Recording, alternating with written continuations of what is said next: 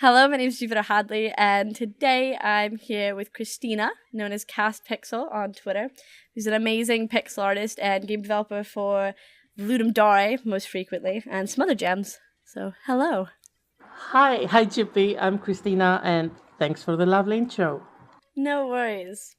So I'm doing another Game Dev Spotlight, and we're going to talk about all of your Game Jam games.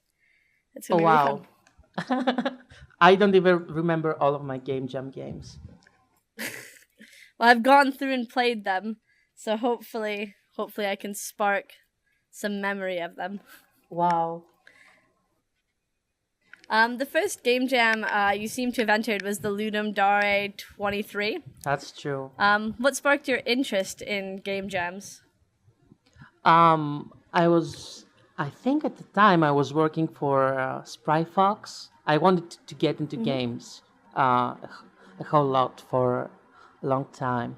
And I think at the time I was working for Spry Fox, and I met my friend at the time, Fedor Yute, and he was working for Spry Fox as well. He was a coder. And we decided to make this game like in 3 days. And was it fun? Did it end up being fun making your game in 3 days? It was super fun. I haven't had so much fun collaborating with anyone since. And I haven't made such a fun game until, my last Ludum Dare game since. That's really cool. The last one was also sort of the same type of style. Well, sort of. It was a shooter. So the It's first true. game that you've entered is a shooter with some beautiful graphics, of course. Thank you. And you can sort of teleport around, and it's a bullet hell-esque game, which tied in with Tiny World. And I don't know if there's an ending to it because I'm not very good at it.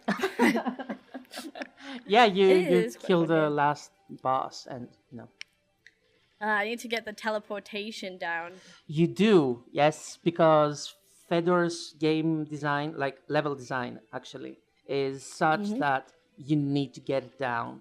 Otherwise, Yes. you can't go through the obstacles. It's almost like puzzle-like. Yeah, it's almost like dancing. It gets to a point where you're almost dancing. The way the enemies come up from the bottom, and then you teleport behind them, and you shoot them, and then you move left, and then teleport again. Yeah, that's true. It became like dance moves to me to remember how to do stuff. Mm-hmm. It is indeed a very fun game. Thank you. So, was your motivation for making your first jam games just sort of the rush of making a game in 3 days, or was it a sort of practice on trying to figure out how developing works? Yeah, it's a bit of both actually, because I had been trying to make games since I was in high school. My first piece of software was Click and Play, because I used to know how to code in QBasic, but when I was Okay. in elementary school, but it was so hard to get any results. Like you had to type and type and type, and I remember typing from books and magazines, and sometimes you couldn't even get the game to work at all. Like you'd spend like 3 days typing. And English you isn't miss my a mother comma. tongue, so yeah, and you miss a comma, or you write, you do a spelling mistake, and suddenly you get a syntax error. It doesn't work. So yeah, I tried to learn coding with the language, but when Click and Play came out, are you familiar with Click and Play? I'm not. It's like the modern their modern product. The thing they're making now is called Multimedia Fusion. Okay. So it's an engine like Game Maker and Construct 2. Basically, Yeah, I've Construct heard 2 of is Fusion, yeah. based on Click Team's products. The first of which was Click and Play. So yeah, anyway, it came out on we used to get, computer magazines those days because I'm old. And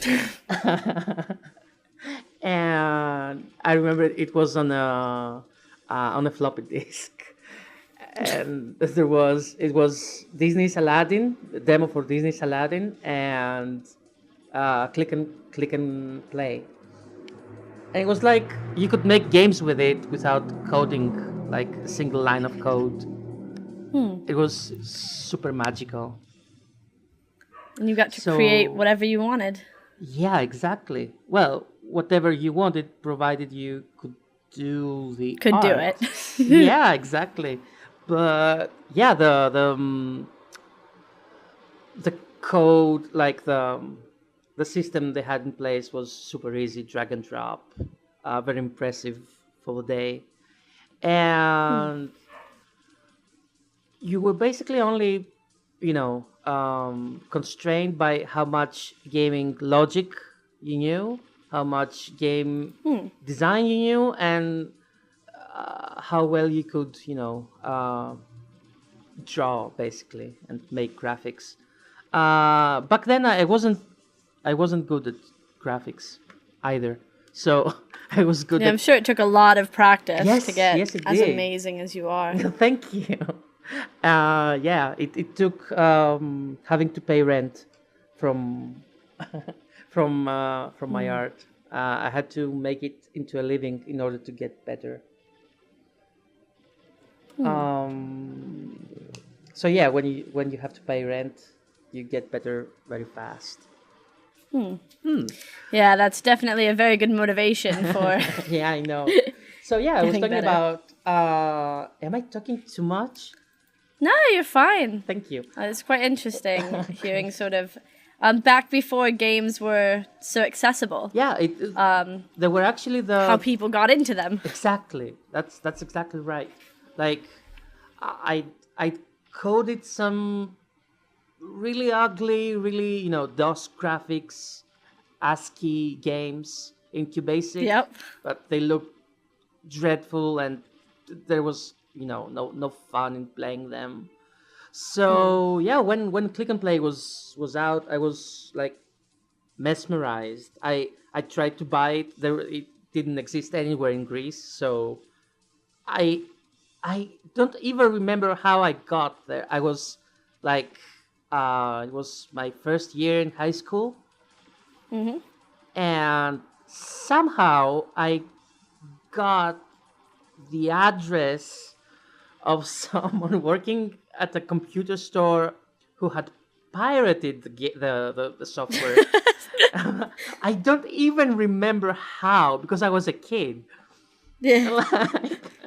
So I found it pirated and cracked, and and it was on a gold disc, on a gold CD-ROM, and it had all those libraries and sprites and animated sprites in it. It was like amazing. It was amazing. It's really awesome that you got your hands on one, Yeah, even if it was a cracked version. I know, and the moment I could buy one, I immediately did. It was their next product, Click and Create, or was it the Games Factory? So yeah. Anyway, yeah, I stole from them in those days. You stole from them, but then you bought something, and it wasn't like you could buy it and then you stole from them. That's true. You couldn't buy it, so you did what you had to do. They should have made it available in Greece. Yeah, that's very true. It was a French company. It is a French company.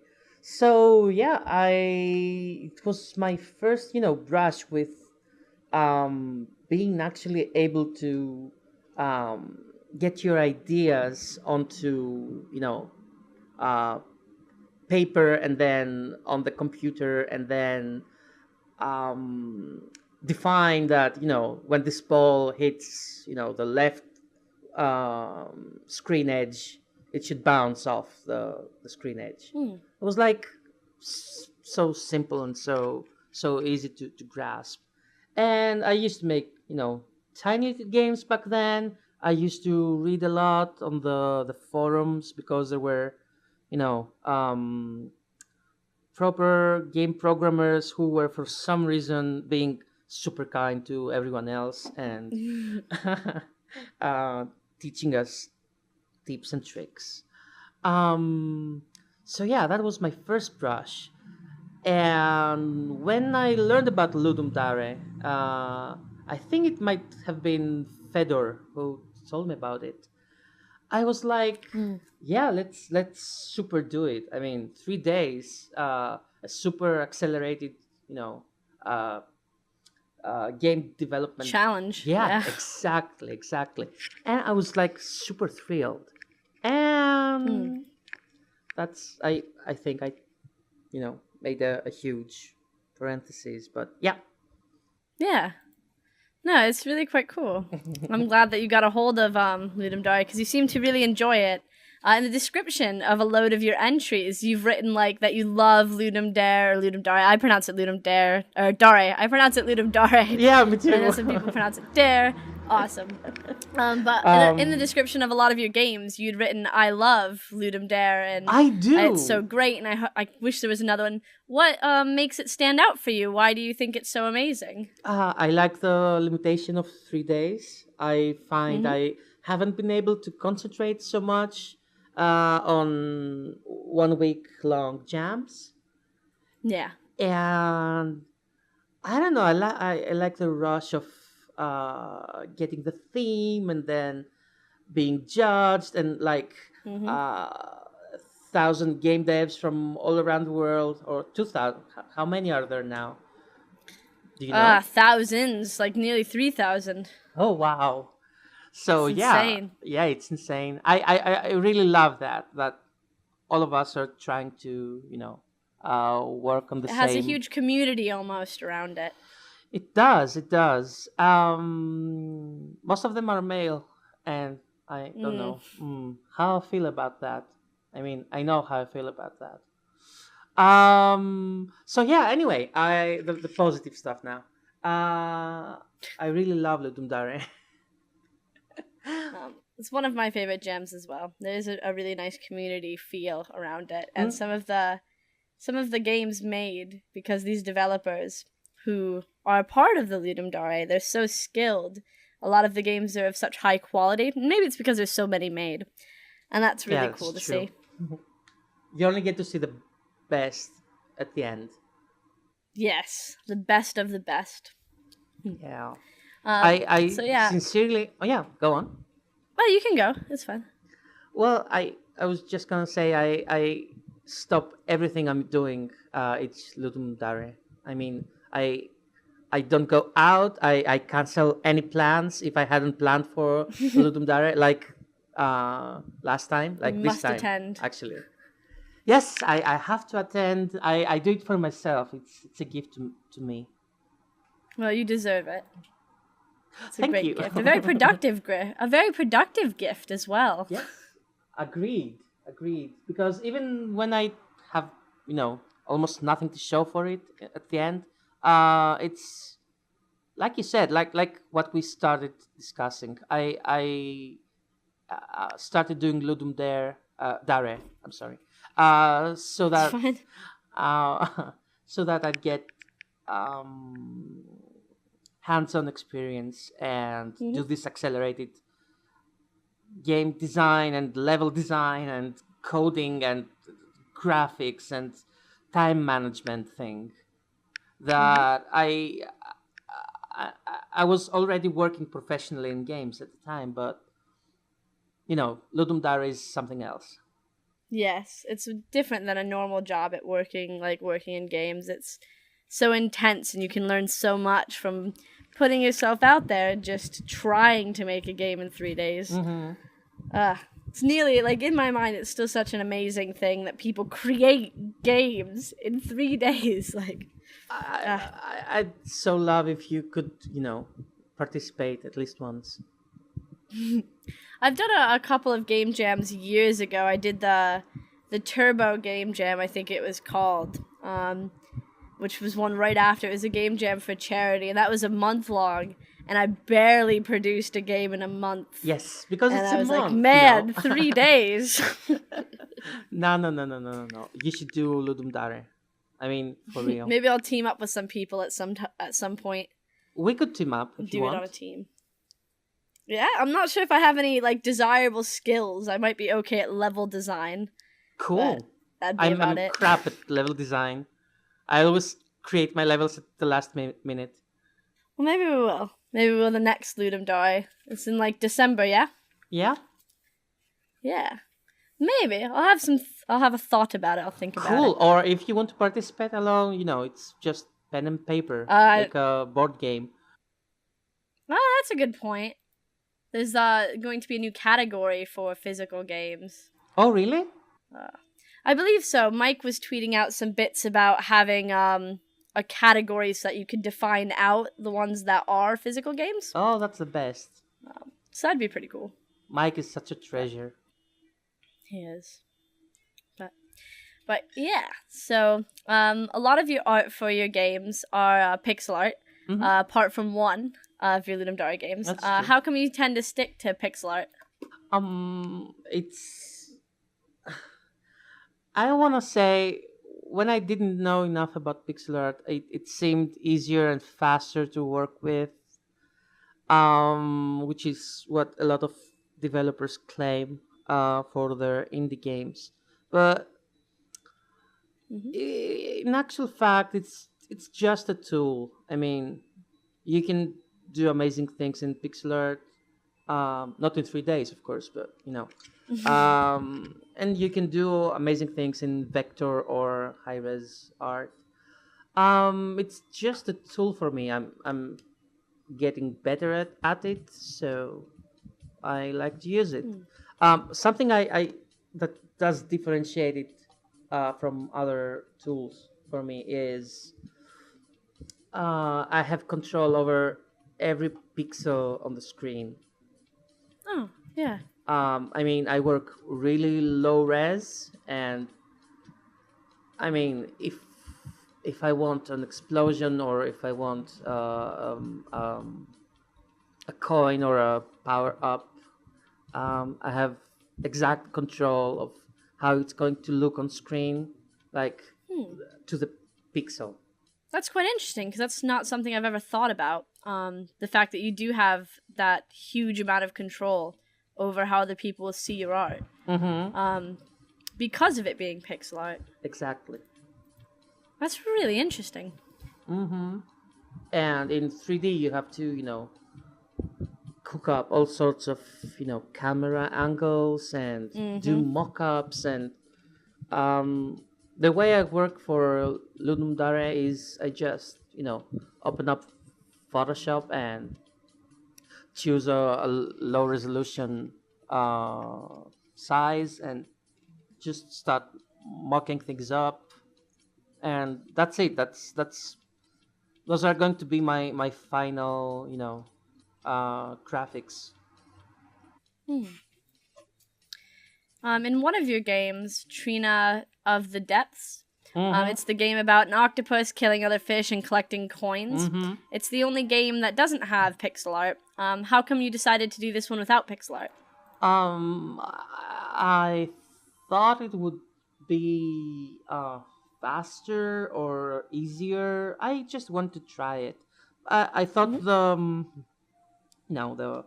theme, the underwater theme, might look beautiful with high resolution art. Did you find it to be easier? I found it to be a little bit faster at the time. But I'm never too exacting on my art during a game jam. So Yeah. well, whatever. I don't know. Right, fair enough. One of the non-Ludum Dare that you've entered was the screensaver gem, so it was a different gem. Oh yeah, you know about that? Wow. Yeah. I know everything. I actually covered the screensaver jam, so I had previously played that. Played Yeah. in air quotes. I had commented on it. But this was a game jam that challenged developers to make a screensaver. What drew you to this jam? Because it's not exactly a game jam. I'm old, so screensavers were after my time, or rather, I don't know.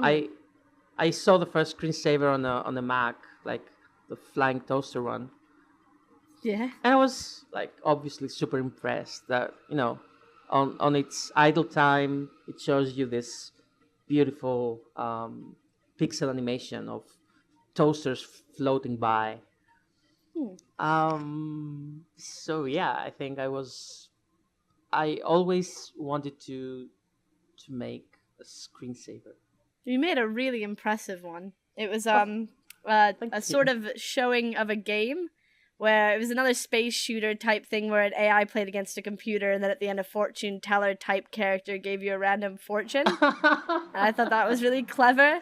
And they weren't exactly fortunes; they were just funny things that it said. Yes, And I thought exactly. that was great. Thank you. Have you played the original game? It's actually a remake of a game. I've not played the original game. Oh, I've it's just called. experienced your screensaver Oh, version. thank you. That's very cool. But I owe most of it to the Bitmap brothers, and the game is called Xenon Mega Blast, Xenon 2 Hmm. Mega Blast, and it's a pretty exact port. Apart from the fact that it's smaller and low resolution, less colors, and it's made Hmm. for the Pico 8 fantasy console. Hmm. Yeah. That's cool that you did a demake though of a different game as well. So this whole like the whole screensaver jam, your entry, and even the reason you went to do it was just like a throwback almost to some stuff that had inspired you and impressed you. Exactly, a game from 1980s, like What a 1986. wonderful reason. Yeah. Thank you. And like the AI is so stupid. Like it your spaceship like checks for enemies, I think to the left and to the right, or maybe also in front of it, Mm-hmm. and makes a decision and actually waits for like half a second before it acts on it, so that it's a little more human. But I actually Yeah. find myself rooting for it. I'm like, no, go that way. No, no, that Don't go. die, don't Yeah, die. exactly. And I mean, it even impresses me because I know the algorithm. It's not even AI. It's so stupid, and it dies constantly. But when it It doesn't dies, yeah, it die, dies so much. I know. But when it doesn't die, I'm like, oh yay! I'm cheering for it. Aw, that's adorable. Thank you. What's your favorite game that you've made in a game jam? I'm gonna take a This wild guess and say the most recent one. Yes, this one. It hasn't always been that way. I was up until this one. I was in love with Kumiho, my first game with Hmm. Fedor, because it was fun to play. It had good reviews, um, good game design, had a nice gimmick. But Mm-hmm. yeah, this time I think I may have outdid that, outdone that. Yeah. Yes. So your most recent game is called Fuse Cell. It's my favorite too. It's another shooter, but you sort of grab enemy ships and pull them close, and you can steal their energy to stay alive and to keep shooting. Yeah. But you have to time it correctly. So while you're dodging all these bullets, you have to time hitting a key to a bar that's moving across the screen. Mm-hmm. And if you get it perfect, then you get max power. If you go a little bit above, you end up overcharging yourself and you can't shoot for a couple of seconds. And also Uh, your energy is drained. yeah, and your energy's drained. So it is really fun, and I got to the boss and beat the game and really enjoyed it. Oh really? Thank you. It's a really cool idea. Did- Do you think you're going to continue that one up and make it a full-fledged game Yeah, more that- than just one level to boss? That's the idea. Did you find it challenging or easy or? The first couple of times, I found it quite challenging because it was hard for me to dodge bullets and also take the energy from the other oncoming enemy ships. I'm gonna call them. Mm-hmm. But after a while, I got really used to knowing when to press the button. So if there was variation between different ships, so like if I grabbed some ships, it moved slower, and some ships moved a bit faster in when I need to press a button, I think that would add a whole lot more challenge because I wouldn't just get used to the rhythm. Mm-hmm. Thank you. Yeah, that's sort of the idea. But in order not to make it too random, I think I'm going to tie it to how many ships you actually end up, grabbing. Like if that you makes grab sense. 2 ships, it could be faster because they have more energy, and so the bar might want to go faster. And you don't necessarily have control over how many ships you grab because it's in the middle of the action, and you might grab 1, Yeah. you might grab 3. Okay. Mm-hmm. I look forward to playing the full-fleshed version of the game. Thank you. Yeah. But we've talked a little bit about your first game. I don't know how to pronounce it. It's Gumiho. It's Korean. Kumiho. Gumiho. Which is, it's based on Korean mythology. Yeah. And Like- you are a spaceship, and you fight against these, like, animals that are shooting at you, like squids. Yeah, or something. Yeah. I don't think What was the idea? we followed the theme very, very well. So That's okay. it happens What was sometimes. your idea behind using Korean mythology? How come you decided to do that? I have no idea. No, none whatsoever. I think it might be the influence of Ikaruga, Okay. the Japanese shooter, because it too has a weird, mythology / technology vibe, and I think I was in love with that at the time, and I still am obviously. So yeah, maybe that's the reason. And Alright. also, since then, I started learning Korean at the university. So Oh, wow. mm-hmm. Yeah, because there is some Korean text, I guess would be the word for it, in the game. Yep. So I was wondering if, I don't know, you really liked studying Korean mythology or something. No, not really. Although I do enjoy mythology in general, world mythology and Asian mythology, but So yeah, actually Korean has an alphabet, so it's a lot easier to learn. You can learn how to read Korean in a week. Oh, wow. It's the easiest of the Asian languages to learn how to read. So, moving on to your next Ludum Dare game, Arcade Dungeons. Yeah.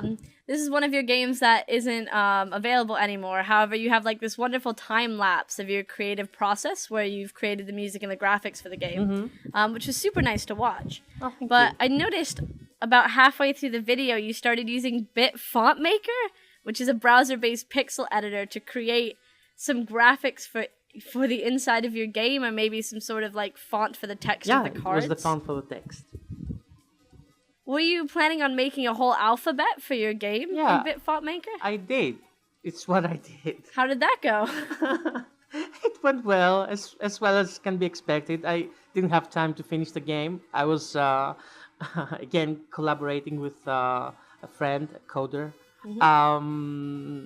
We hadn't communicated very well about what the gameplay would be like, so he ended up having not enough time to finish the code.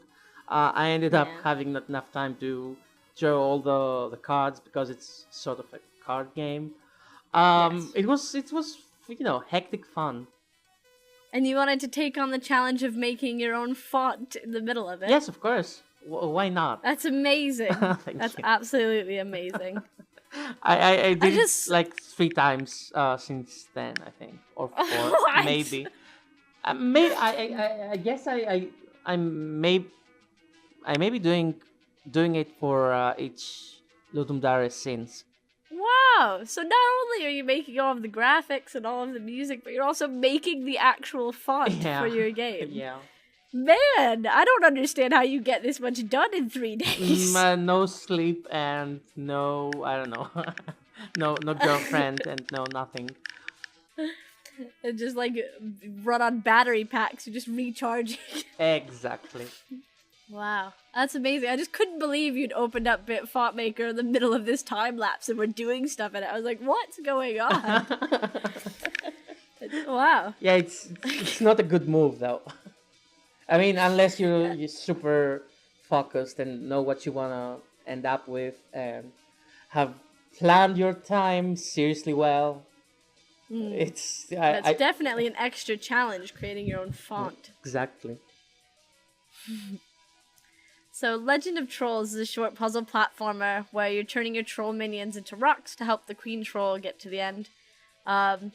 In the description of the game, you'd stated that you hoped to make more levels, but you only ended up with 1.5. What were some issues that prevented you from making more levels to that game? No time, but you know, Fair enough. but time scheduling. Also, the earlier Ludum Dare games. I mean, the earlier I go, the more problems I remember having with the code. I mean, I used to get stuck on really stupid things because I didn't know enough about gaming logic and, you know, coding logic, and I'm not smart enough to, you know, come up with solutions on the fly. I don't think anyone is so fast. I don't know. I've seen some real talent on the jams, but anyway, yeah. Nowadays, it's not about talent for me. It's some things have clicked into place in my brain, and I, you know a lot of dirty tricks. So you know I can finish faster. That's fair enough. Just a learning experience and Oh yeah, every time. building up and building up a better just sort of record of what to do mentally over time. Exactly. Another Ludum Dare game that you have that's not available anymore online is Heavings of the Depths, which has another time-lapse video. And I'm going to ask you another aspect that I thought was interesting in the time-lapse video. You started creating graphics for a boat, but first you created a 3D, like, an actual 3D boat that you then used as a base for your pixel art. I don't know. I guess I thought it would help. Did it help? Yes.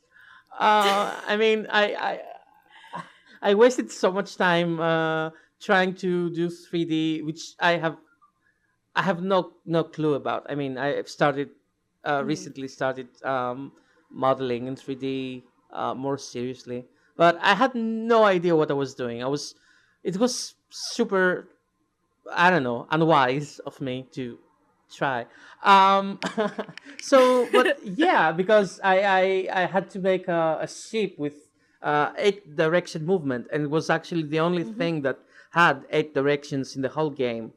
I decided, you know, what the hell, I'll waste some time trying to Make a it 3D work. boat as a reference for a 2D. Exactly, and then I just, you know, sized it down and pixeled over it. I don't know, it's just so bizarre all of a sudden you were creating a 3D, a 3D graphic and not in pixel art. I was like, what's going on? Is this some trick of the trade? But it was just really interesting seeing you make a pixel boat out of that. Thank you. Yeah, I don't know, caught me off guard. More things that you've done that have caught me off guard. Thank you. And Lands of TSR lore, which was the dungeon crawler where you kill slimes and attempt to pick up shields. Oh yeah. That's very beautiful. Thank you. Nice description. Attempts to pick up shields. Yeah, they all dissolved in my hands, so I'm not sure if I can actually pick up shields. That was actually because I didn't have time to code the inventory, so you couldn't actually pick anything up. So I decided, you know, it's an in joke anyway, because the shield sprite is from, you know, the prototype. I actually didn't have time to code the inventory, so you couldn't pick anything up anyway. And the shields were an in-joke anyway, because the sprite of the shield was from an older dungeon crawler called Eye of the Beholder. So it was sort of an in-joke, a bad in-joke, that it was so, off key, because I literally had no time to code anything. But it was a super challenging thing to code anyway, and I couldn't have coded, even one Ludum Dare before that. Each Ludum Dare, I think I gained like, a bunch of tricks for game development, and this specific type of game development Mm-hmm. for jams. In that game, in the description, you had put that you found that making the dungeons was a breeze, and like creating the maps. Yeah, because what was hard was making the engine, the actual fake 3D engine, where the game engine takes your 2D top-down map of the dungeon and draws all the walls in, the correct order from back to front using the painter's algorithm, which is just that, drawing from back to front. And once all the 3D stuff was, in place, you can just draw a top-down dungeon and it appears. It's Oh, that's cool. it's what the amazing coders who and game devs who do 3D, are so used to anyway, because they just make a top-down level, and suddenly you're playing a first-person shooter. Yeah. But I made the engine all on my own, so I was super proud of that. Yeah, it's quite a feat. Did you make it all in 3 days? Yeah. Wow. That's really cool. That's the conceit of it, Yeah. Mm-hmm. Man, everything from scratch, even the engine. Yeah. Wow. Well, apart from, Construct 2, which is possibly cheating, although, with all those It's not modules cheating. for, Unity has a lot of ready-made modules and tools nowadays. Yeah. Cool. Thank you. But Fossil Blaster was the archaeology-based game where you dig up fossils in a randomly generated world, and you end up with a dinosaur skeleton. But in the description, you mentioned that there's a few randomly generative systems, one for the skeleton of the dinosaur and one for the creation of the dig site. Yeah, How exactly. was creating generative systems in that time frame? Weird and extravagant. Like, I don't know. I really shouldn't waste my time making things that do not directly help gameplay. That's what I'm always trying to discipline myself about. But it was a really fun exercise because I made a bunch of bones for the skeletons, and they had to be modular because they had to, fit.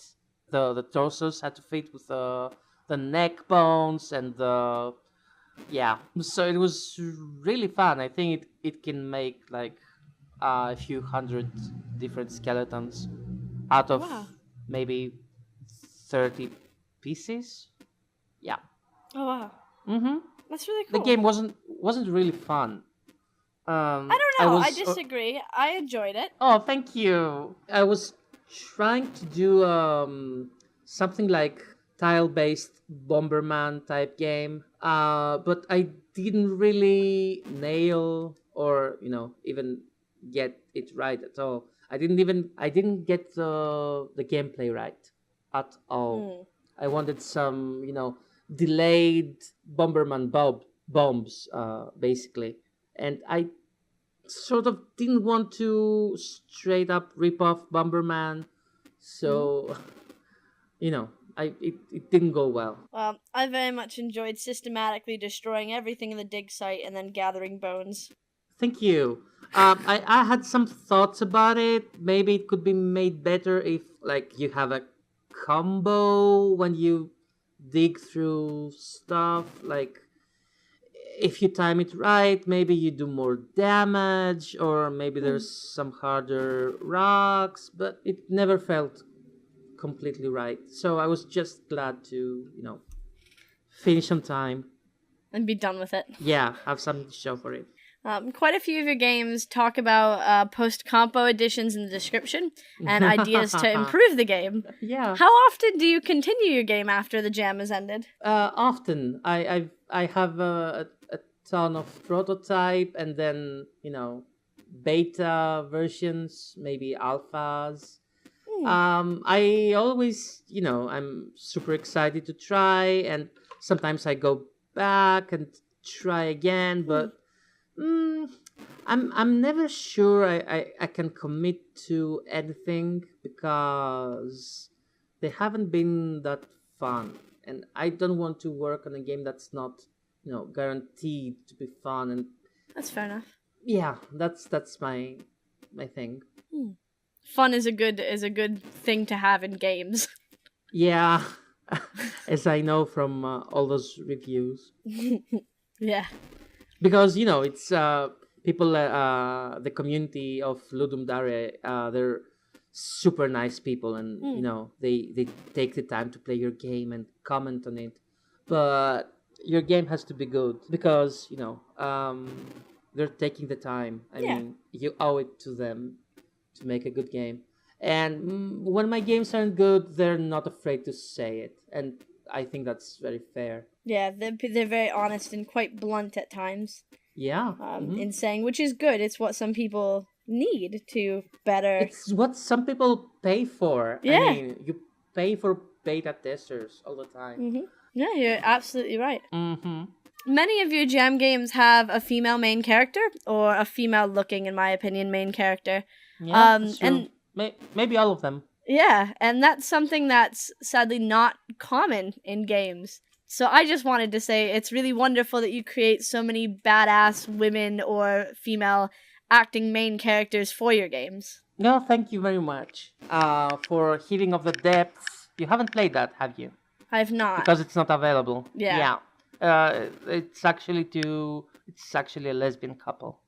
So yeah, I try to have playable female characters. As a female who plays video games, I really love playing females in video games. Obviously. Oh, yes, that's right. And I love it when they're badass because I like feeling badass. And a lot of your games have badass characters who are female who I love to play. Thank you.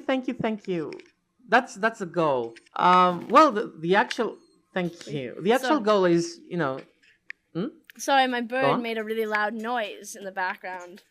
Oh, what sort of bird is it? I have a green-cheeked Kanya who is freaking out all of a sudden because Lewis got up and started walking around, and he wants to come out of his cage, but he knows I'm busy. Aww. But yeah, sorry. So I was saying, I mean, we all grew up in a society that privileges, male characters in video games and in businesses and CEOs and presidents. And so my first instinct, as well as everyone's, is to make, a male character. Like it's always my first instinct.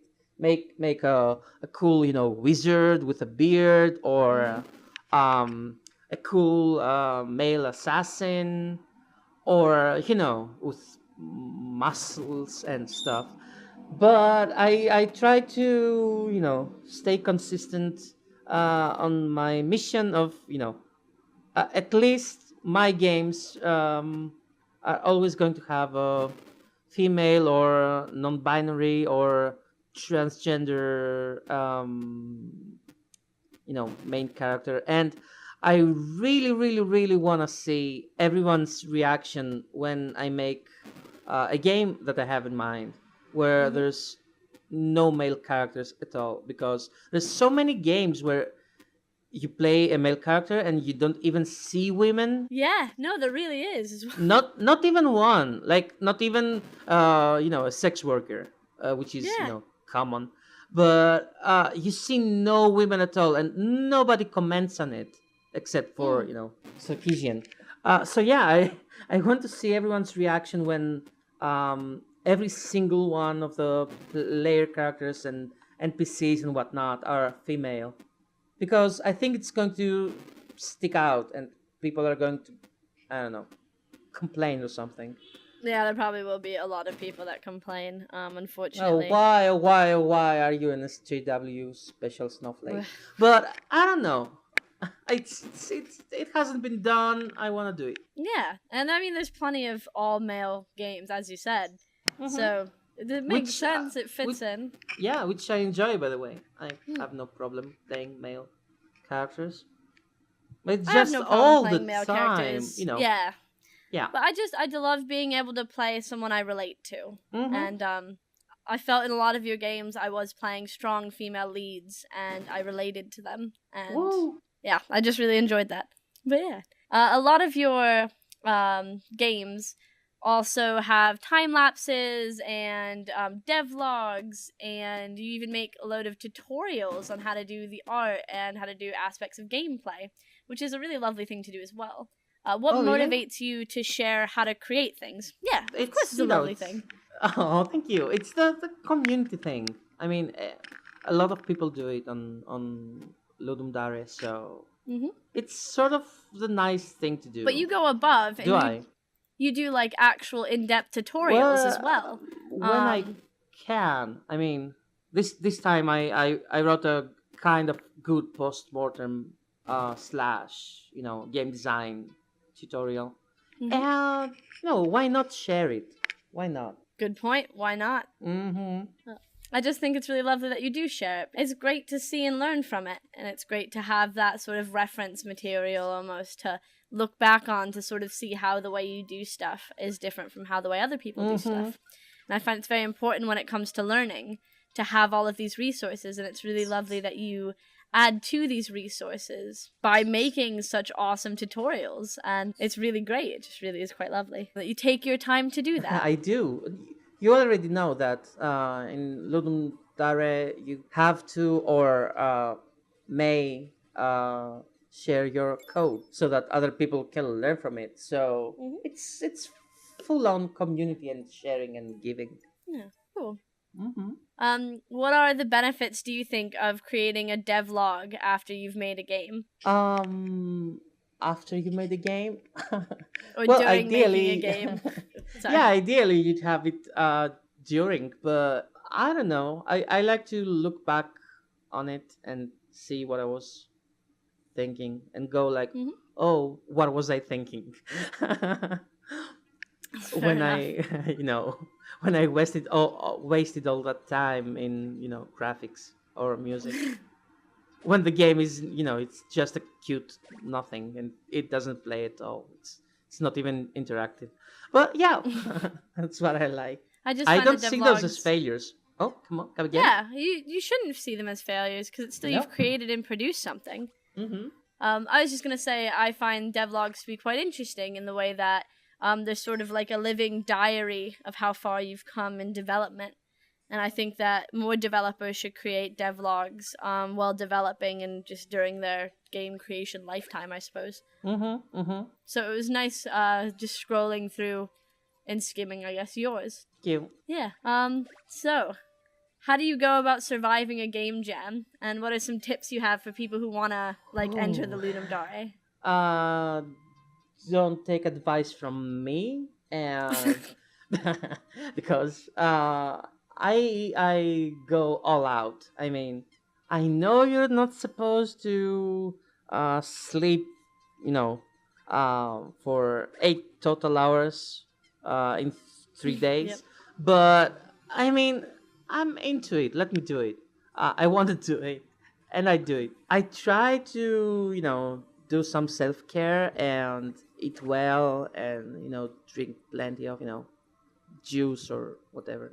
But I just go all out and overdo it. That's the way I've been doing things.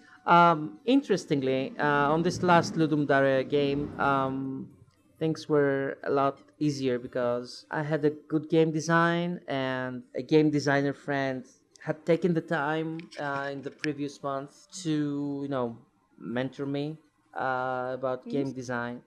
and I felt really, confident and unblocked. So it was, it wasn't a breeze, but it was easy. It started off. I felt it was going well throughout, like from the beginning to the Hmm. end. So that was, that that made me feel a lot less tired, and even though I again slept so very little, but it felt very relaxed for a game jam. Hmm.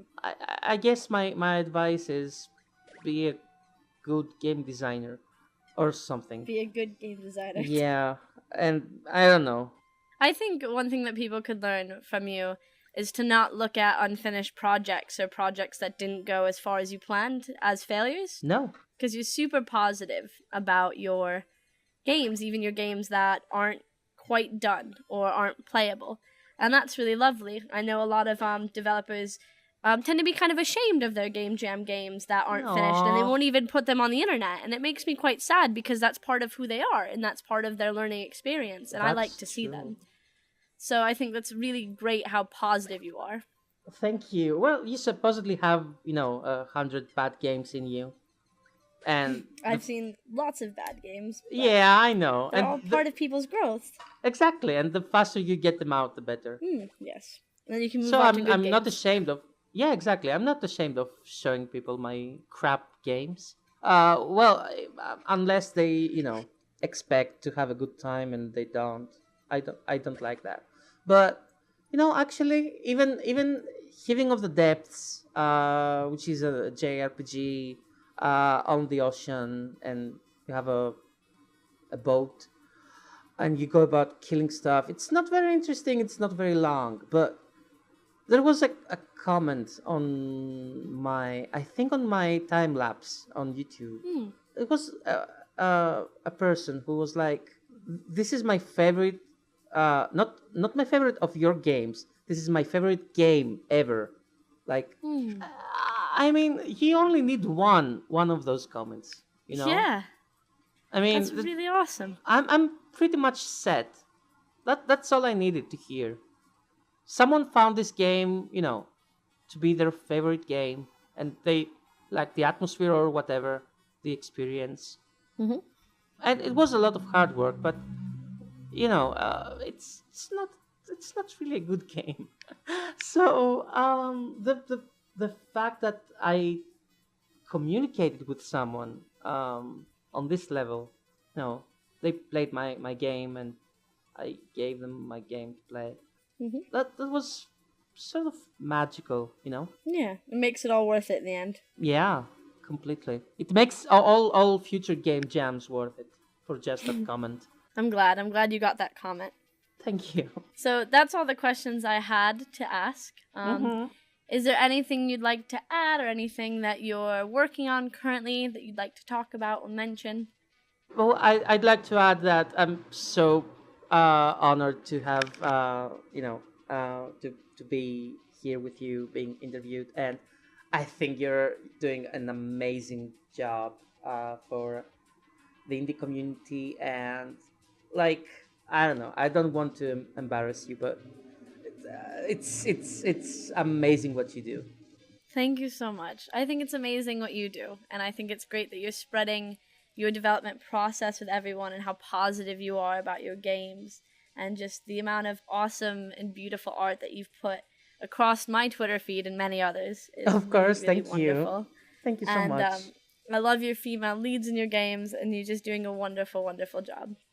I'd like you to I'd like to know that you'll participate in a Ludum Dare someday.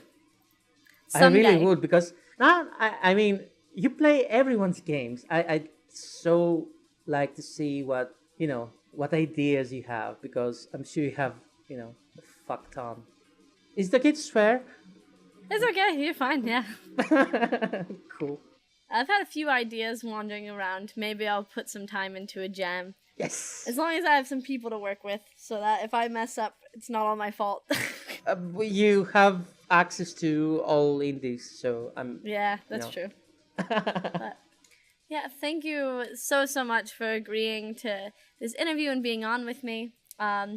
If anyone would like to check out Christina, she's at Castpixel on Twitter, and there'll be links in the description to your Twitter and your Patreon and your itch page and your Ludum Dare page and everywhere else.